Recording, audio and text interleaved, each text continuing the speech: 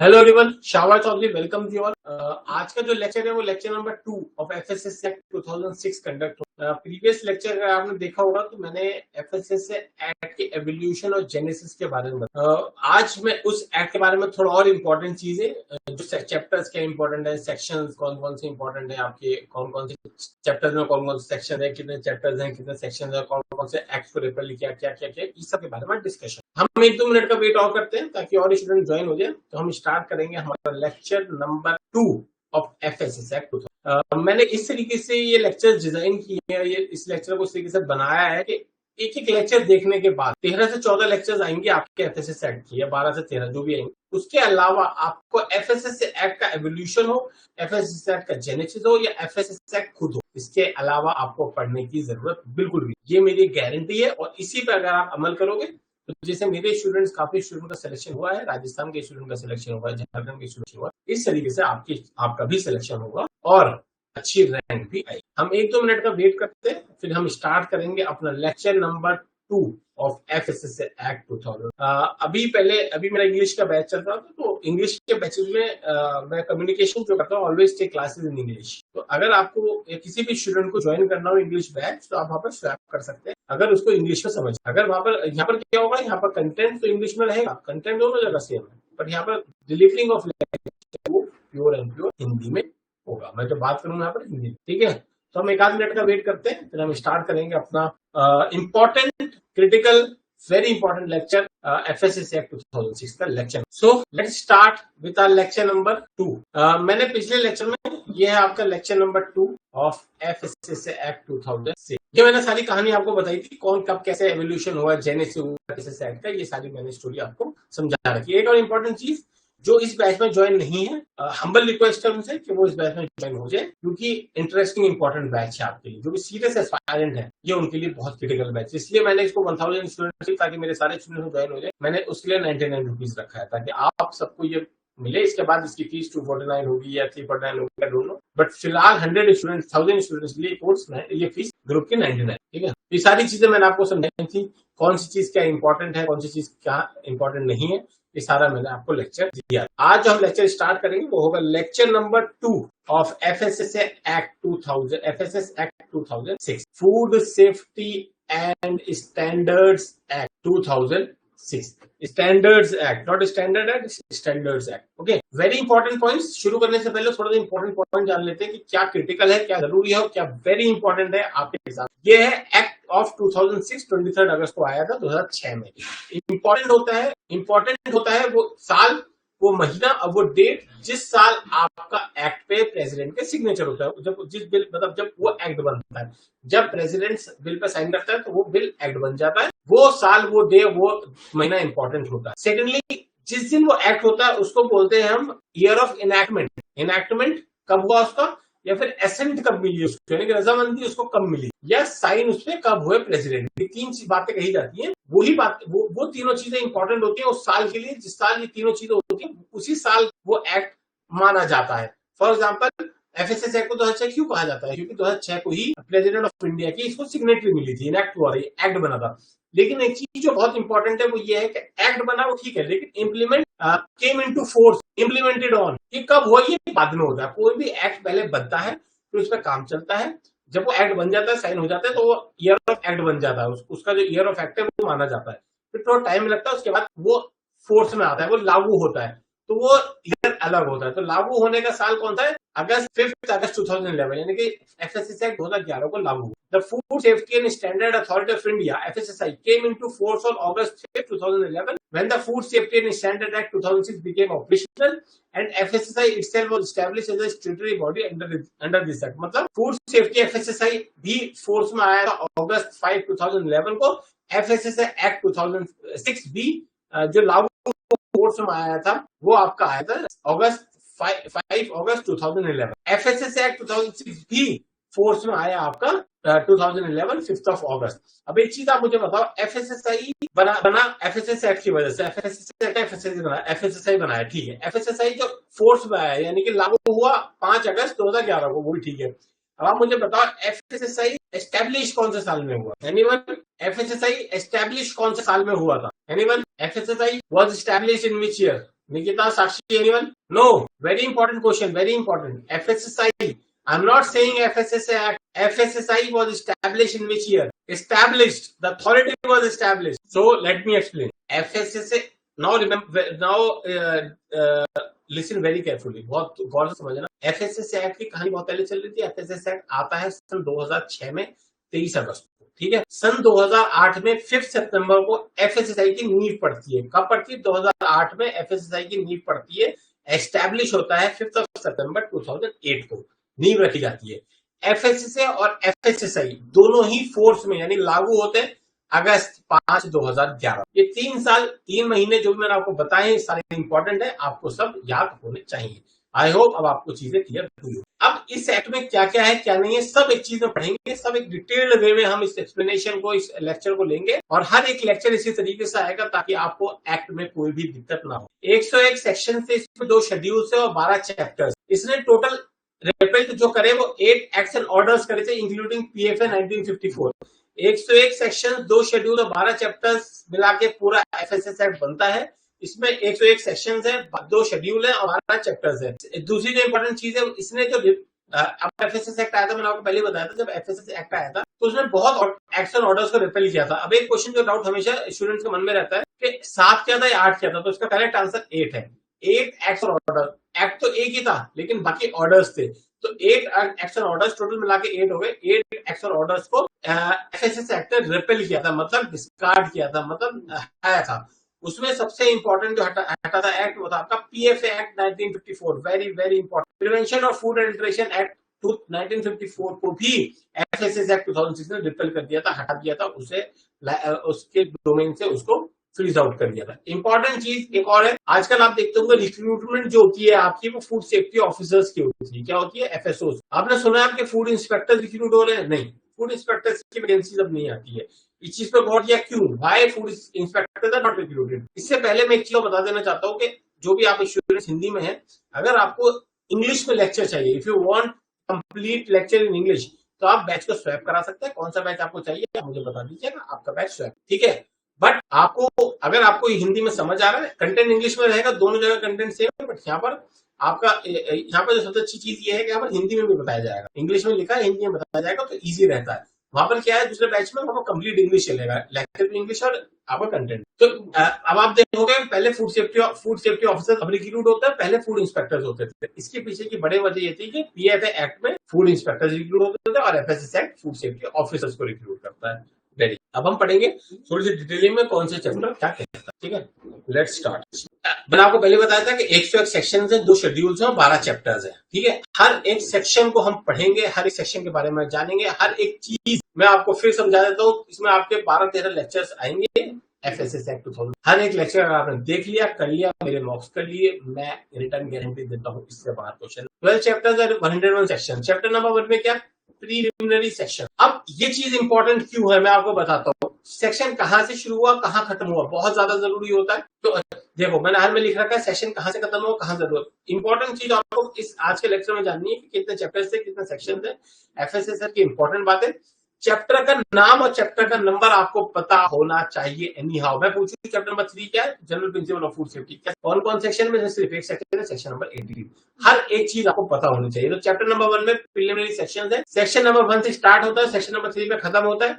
इसी में सेक्शन में आपके डेफिनेशंस दिए हुए हैं. Definition very very important definitions. कई बार क्या होता है क्वेश्चन पेपर बच्चे बाहर निकलते हैं क्वेश्चन हॉल से और क्वेश्चन में मुझे दिखाते हैं कि सर देखो कितना टफ पेपर आया. पता लगता है कि वो टफ नहीं था, वो डेफिनेशन से पूछ लिया. फॉर एग्जाम्पल एक बेसिक क्वेश्चन आपसे पूछ लो कि क्या एक्सट्रीनियस मैटर खाने को फूड को अनसेफ बनाते हैं. अब बहुत लोग आंसर को यस बोल रहे हैं, बोल रहे हैं को बना सकते हैं, नहीं बना सकते. इसका आंसर है एक्सट्रीनियस मैटर फूड को अनसेफ नहीं बनाते. ठीक है, क्या बात कहाँ लिखी है? बात आपके डेफिनेशन में लिखिए. एक्सट्रीनियस मैटर की डेफिनेशन चैप्टर नंबर 1. ठीक है, तो हर एक चैप्टर, हर एक सेक्शन, हर एक डेफिनेशन हम करेंगे, हर एक चीज बहुत बारीकी के साथ हम पढ़ेंगे.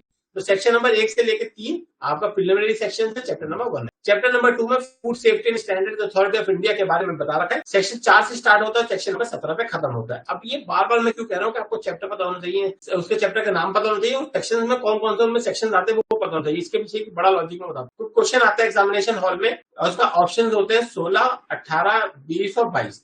और फॉर एग्जाम्पल क्वेश्चन आता है कोई एफएसएसआई पे. अब आप भूल गए, अब आप ब्लैंक हो गए, आप कंफ्यूज हो गए. प्रेशर कैसे होता है? आप भूल गए, अब आप किस पे तुक्का लगाओ, किस पे आप इंटेलिजेंट गेसिंग करोगे। तो मैं हमेशा कहता हूँ कि पढ़ाई हमेशा होलिस्टिक होनी चाहिए। होलिस्टिक समझिए कि आप रटने से ज्यादा समझने पे ध्यान दो, चीजों पे ध्यान दो कि एक चीज अगर मिस हो जाए तो दूसरी चीज का आंसर निकालो, दूसरी चीज तीसरी चीज का आंसर निकालो। तो अगर आपको पता है कि फूड चैप्टर नंबर 2 में एफएसएसआई आता है, एफएसएसआई में सेक्शन 4 से लेकर 17 है, तो आप फटाक से आंसर लगा दोगे 16, जो कि ठीक हो जाएगा। अगर बाई चांस 17 भी ऑप्शन में होता है तो फिर भी आपकी प्रोबेबिलिटी आंसर देने की बढ़ जाती है, क्योंकि आपने होलिस्टिक पढ़ा। इसलिए मैं हमेशा कहता हूँ कि in depth knowledge of your chapters of any this chapters or education in this course, जो भी कोर्स में आपका है, इन डेप्थ एनालिसिस जरूरी होती है, रिविजन बहुत ज्यादा जरूरी है। और एक एक चीज जो मैं आपको बता रहा हूँ, पढ़ा रहा हूँ, लिखवा रहा हूँ, आप मैं यहाँ पे लिख रहा हूँ, वो सारी इंपॉर्टेंट है आपके एग्जामिनेशन पॉइंट ऑफ व्यू से। हर एक चीज इंपॉर्टेंट है। मैं रिडंडेंट चीजें नहीं पढ़ाता, एक्स्ट्रा चीजें मैं नहीं पढ़ाता, वही पढ़ाता हूँ पिन पॉइंट जो आपके एग्जाम। चैप्टर नंबर 2 हो गया। अब इंपॉर्टेंट कौन कौन से, ये भी इंपॉर्टेंट चैप्टर है, ये इंपॉर्टेंट चैप्टर है। Chapter number 3 general principles of food safety, इसमें एक ही सेक्शन है, सेक्शन नंबर 18। चैप्टर नंबर 4 क्या कहता है, general provisions as to articles of food, section 19 से 24 इसमें अवेलेबल है। Chapter number 5 very important chapter, क्या है, provisions related to import, import section इसमें है, एक ही सेक्शन अवेलेबल है, सेक्शन नंबर 25। अब उसको याद कैसे करोगे, 5 का square is 25। Chapter number 6 special responsibilities as to food safety, ये सेक्शन आपका स्टार्ट होता है सेक्शन नंबर 26 पे और खत्म होता है सेक्शन नंबर 28 पे। इंपॉर्टेंट है, आपको चैप्टर पता होना चाहिए, चैप्टर का नाम पता होना चाहिए, वो चैप्टर में सेक्शंस कहां से कहां शुरू होते हैं पता होना चाहिए। कल को हम सेक्शन स्टार्ट करेंगे तो आपको वो चैप्टर एकदम से याद आ जाना चाहिए कि चैप्टर अगर हम सेक्शन 3 पढ़ रहे हैं तो कौन चैप्टर में, सेक्शन नंबर 4 पढ़ रहे हैं तो कौन सा सेक्शन। बहुत ज्यादा जरूरी है ये आपके एग्जामिनेशन की। Chapter number 7 enforcement of the act, very very important, very important. Section number 29 to 42, I hope यहाँ से आपको क्लियर हो रहा। तो सेक्शन नंबर 29 टू 42, इसमें 2 सेक्शन बड़े इंपॉर्टेंट है और बहुत इसमें अलग भी दे रखा है, मतलब कई बार स्टूडेंट को कंफ्यूजन होती है। Power of food safety officer किस सेक्शन में और फूड सेफ्टी ऑफिसर किस सेक्शन, ये दोनों सेक्शन आपके लिए होमवर्क है, आपको पता होना चाहिए इनका डिफरेंस क्या है। अच्छा question. Chapter number 8 very important, analysis of food, बहुत ज्यादा important. Chapter number 8 is about analysis of food, section number 43 to 47 बहुत ज्यादा इंपॉर्टेंट है। चैप्टर नंबर 9 ऑफेंसेस और penalties, very very very important, सारे पेनल्टीज, फाइन्स, पनिशमेंट, कितनी सजा है, कितनी पेनल्टी है, कितनी फाइन है, सब सेक्शन नंबर 48 से लेकर 67 में दे रखे हैं। ये चैप्टर स्टार्ट होता है सेक्शन नंबर 48 पे, खत्म होता है सेक्शन नंबर 67 पे। चैप्टर नंबर 8 आपका स्टार्ट होता है analysis of food, section number 43 से स्टार्ट होता है, 47 में खत्म होता है। चैप्टर नंबर 9 ऑफेंस और पेनल्टीज, मतलब जो भी जुर्म है, जो भी आपका पेनल्टी है, पनिशमेंट है, वो सारे सेक्शन नंबर 48 से स्टार्ट होते हैं, सेक्शन नंबर 67 में खत्म। Chapter number 10 adjudication and food safety appellate tribunal, section number 68 से 80 में है। ट्रिब्यूनल का मतलब होता है आपका कोर्ट, तो कोर्ट, कचहरी, जजमेंट, ये जो भी रिलेटेड होंगे वो चैप्टर नंबर 10 में लिखे। चैप्टर नंबर 10 आपका स्टार्ट होता है सेक्शन नंबर 68 से और खत्म होता है सेक्शन नंबर 80 पर। Chapter number 11 is finance, accounts and audits and reports, start होता है सेक्शन नंबर 81 से और खत्म होता है सेक्शन नंबर 84 पे। ये है chapter number 11, finance, accounts, audits और रिपोर्ट्स, सेक्शन नंबर 81 से लेकर 84। चैप्टर नंबर 12 में मिसलेनियस, मतलब एक्स्ट्रा चीजें लिखी है, वो सेक्शन नंबर 85 से लेकर 101 में लिखी है। 85 से स्टार्ट होता है चैप्टर नंबर 12 और 101 पे खत्म होता है। तो मैंने यहाँ पर आपको समझाया है चैप्टर्स कौन कौन से, चैप्टर कितने और चैप्टर के नाम क्या, चैप्टर्स के सेक्शन कहाँ से स्टार्ट होता है, कहाँ खत्म, कौन कौन से चैप्टर बहुत ज्यादा इंपॉर्टेंट है, मैंने आपको सारे बता दिए। चैप्टर नंबर 1 इंपॉर्टेंट है, चैप्टर नंबर 2 इंपॉर्टेंट है, चैप्टर नंबर 5 इंपॉर्टेंट है, चैप्टर नंबर 7 इंपॉर्टेंट है, चैप्टर नंबर 8 इंपॉर्टेंट है और चैप्टर नंबर 9 इंपॉर्टेंट है। ये बहुत ज्यादा इंपॉर्टेंट चैप्टर्स है। चैप्टर सेक्शन नंबर 67 तक ही majority of the question exam में आता है और पूछा जाता है। अब एक जरूरी बात, एफएसएस एक्ट में 2 शेड्यूल भी हैं। एफएसएस एक्ट में मैंने आपको पहले बताया था कि 101 सेक्शंस तो हैं, इसमें 2 चैप्टर्स हैं, सॉरी 12 चैप्टर्स हैं, 101 सेक्शंस हैं और आपके 2 शेड्यूल्स हैं। कौन कौन से 2 शेड्यूल हैं आपके, वो मैं आपको आगे बताऊंगा। यहाँ तक निकिता और साक्षी किसी को कोई डाउट है तो आप पूछ सकते हैं। Any doubt is there, yes और नो प्लीज लिखे। क्या लेक्चर ठीक जा रहा है, आर यू अंडरस्टैंडिंग, मैं क्या समझा रहा हूँ आपको समझ आ रहा है? Nikita sir, Nikita Semlani, no sir, मतलब समझ ही नहीं आ रहा है। अच्छा, understanding, great great great, understandable, very great. तो आज का जो लेक्चर है बहुत बड़ा नहीं होने वाला था, क्योंकि आज जो मैं मतलब कल से मैं सेक्शन स्टार्ट करूंगा, हर एक सेक्शन स्टार्ट होगा, सेक्शन 1, सेक्शन 2। इसलिए आज मैंने एफएसएस एक्ट एवोल्यूशन और जेनेसिस, जो भी एफएसएस एक्ट पूरा भरपूर है, वो मैं आपको आज कंप्लीट करा दूंगा। कल से हम सेक्शन स्टार्ट करेंगे, लेक्चर 1 से लेकर लेक्चर 12 तक ये कंप्लीट आप देख लेना। तो एफएसएस एक्ट का एवोल्यूशन, एफएसएस का जेनेसिस और एफएसएस एक्ट कंप्लीट आपका हो जाएगा, आपके पास अवेलेबल हो जाएगा। ओके, तो 2 शेड्यूल इसमें अवेलेबल है, मतलब 2 शेड्यूल होते हैं इसमें, एक है फर्स्ट शेड्यूल और दूसरा है आपका सेकंड शेड्यूल। फर्स्ट शेड्यूल मैं आपको बताता हूँ। फर्स्ट शेड्यूल में कुछ नहीं है, आपको कुछ नहीं करना है। आपको कुछ नहीं करना है। हाँ सॉरी, दो शेड्यूल है इसमें, शेड्यूल नंबर फर्स्ट शेड्यूल और सेकंड शेड्यूल। दो शेड्यूल में, पहले शेड्यूल में कुछ भी नहीं है। इंडिया जो कि 28 स्टेट्स और 8 यूनियन टेरिटरी से बना है। आप सबको पता होगा इंडिया में 28 स्टेट्स और 8 यूनियन टेरिटरीज है। टोटल नंबर आता है 36। ये इसमें सब जोन बांट रखे हैं, मतलब zone 1, zone 2, zone 3, zone 4, zone 5 में पूरा इंडिया को बांट रखा है। इंडिया के 28 स्टेट्स और 8 यूनियन टेरिटरीज को इस हिसाब से बांट रखा है कि हर जोन में 5-5, 7-7 स्टेट्स और यूनियन टेरिटरीज अवेलेबल होती है। वो आपको याद नहीं करनी है, कौन सी जोन में कौन सी स्टेट और यूटी है, वो आपको जरूरी नहीं है याद करना, वो इंपॉर्टेंट नहीं है। बट इतना समझ लो, कभी कोई पूछे कोई या कोई क्वेश्चन आ जाए कि फर्स्ट शेड्यूल में क्या है, तो कुछ नहीं है, 5 जोन है और 5 जोन को इंडिया की जो स्टेट्स और यूटीज है उनको बांट रखा है। किसी जोन में 7 है, किसी जोन 5 है, 6 है, इस हिसाब से इंडिया को बांट रखा है 5 जोन में। Very important. सेकंड शेड्यूल, ये बहुत ज्यादा जरूरी है, बहुत ज्यादा इंपॉर्टेंट है। सेकंड शेड्यूल क्या कहता है? सेकंड शेड्यूल में आपके वो सब एक्ट्स और ऑर्डर्स हैं, एक्ट्स एंड ऑर्डर्स जो आपके एफएसएस एक्ट 2006 ने एबॉलिश या रिपेल किए थे। All the acts and orders of FSSA act 2006 were abolished and repealed by FSSA 2006 are all given in second schedule. जो भी एक्ट्स और ऑर्डर्स एफएसएसए एक्ट 2006 ने एबॉलिश किए थे, रिपेल किए थे, वो सारे आपके सेकंड शेड्यूल में। इसमें सबसे पहला आता है बहुत important, prevention of food adulteration act 1954। आपको एक्ट भी याद करना है, नाम भी याद करना है और आपको ईयर भी याद करना है एनी हाउ। सेकंड होता है, सेकंड है इसका, बाकी ऑर्डर्स है। एक एक्ट 1 था और ऑर्डर्स आपके बाकी थे 7।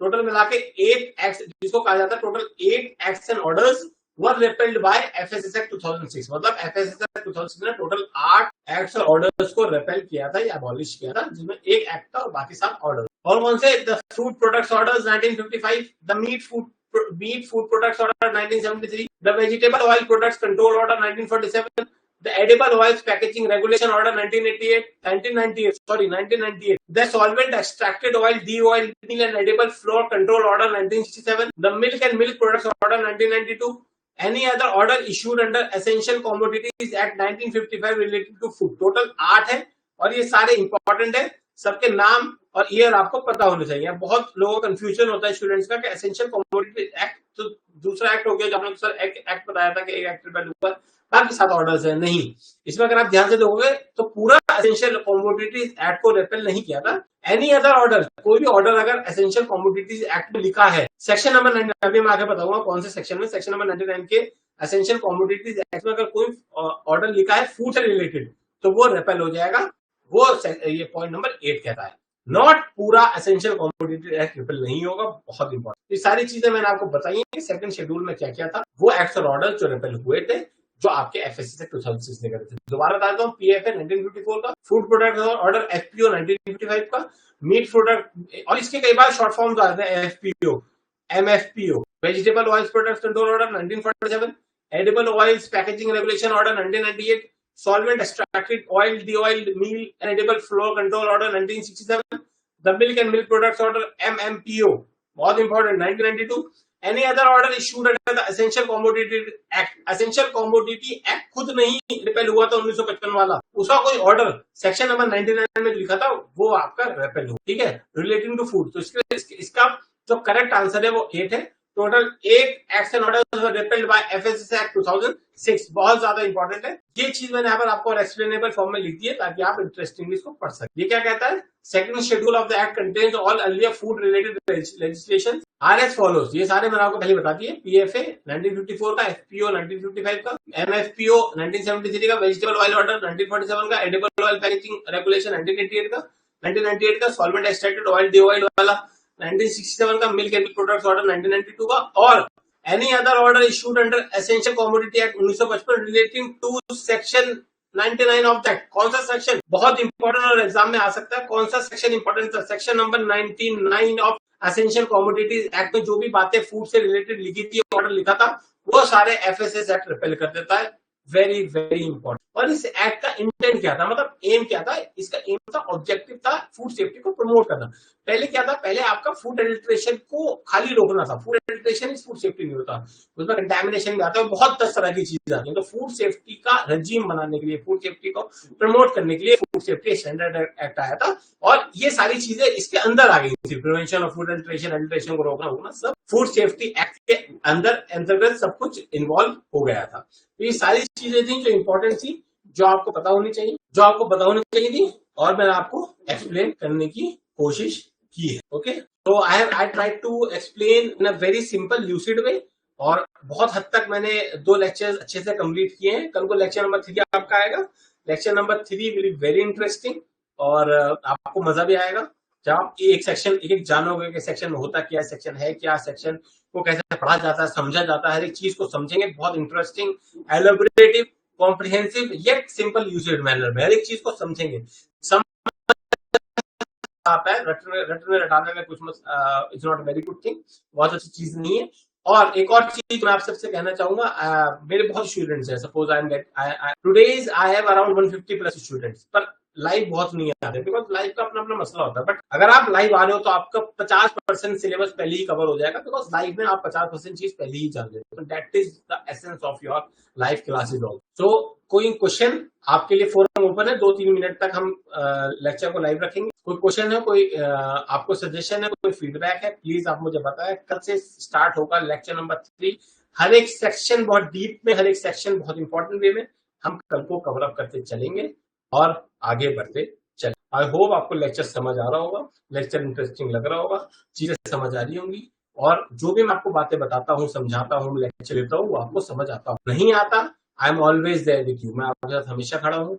कुछ बात समझ नहीं आती तो आप डायरेक्टली मुझसे व्हाट्सएप पे, टेलीग्राम पे, anywhere, I am always available everywhere. I am like oxygen which is available everywhere. I am not like a type of person मैं क्लास लिया और मैं गायब हो गया, मैं आपको नहीं मिलूँ। I am not mister India after class, I am Shahbaz Chaudhary for you, always available, any time available, but some time I am too busy, little bit busy. तो आप मुझे मैसेज डाल के छोड़ सकते हो, मैं रीड कर लूंगा और आपको रिप्लाई दूंगा। और अगर you want to have a call with me, then also I am readily available. Okay, so very important lectures are these are, and मैं कोशिश करूंगा कि 12 लेक्चर, 13-14 लेक्चर में आपका एफएसएस कंप्लीट कर सकूं, ताकि हम आगे इंपॉर्टेंटली और चीजें कंप्लीट करें। अगला मेरा प्लान एफएसएस सेट कंप्लीट होने के बाद एवोल्यूशन और जेनेसिस ऑफ एफएसआई के जो लेक्चर 2-3 बचे हैं वो लेने का है।